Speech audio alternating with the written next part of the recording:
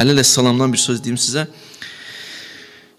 Deyir ki, xanım Fatımənin çox əziyyət çəkdiyini gördü. Axırda dedi ki, Zəhracan, get Rəsul Əkrəmə yaxınlaş, yəni atava, deyən sənə bir xidmətçini inəsin, ayırsın. Hani bir xanım da gəlsin. Yəni, görürdü, çox əziyyət çəkir. Amma onu görsən fikir verdi. Gələk bunlara fikir verilsin dərdən. Deyir, xanım Fatimə getdi Rəsul Əkrəmə deyəndən sonra, Əmirül-Mömin deyəndən sonra getdi, dedi. Peyğəmbər dedi ona ki, mən sənə bir dənə zikir öyrədim ki, o zikirlə daha bu xidmətçiyə ehtiyac qalmaz. Nə zikirdir xanım Zəhra Salamullah Aleyhanın o təsbihat-ı zikri var, o zikri öyrətdi ona. Hədisdə var ki, namazdan sonra 34 dəfə Allahu Ekber, 33 dəfə Elhamdülillah, 33 dəfə Subhanallah, hələ tərpənmədən o zikirlə söz namazı bitirəndən sonra bir dənə də sonda La ilahə illallah de söz, Allah günahlarınızı bağışlayar. Bu xüsusiyyəti var.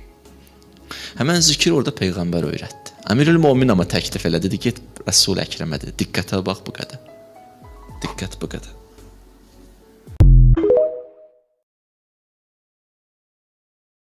Yenə də səninəm, yenə sənin yarım. Yadıma düşmüsən, yenə narım. Yenə də səninəm, yenə sənin yarım. Yadıma düşmüsən.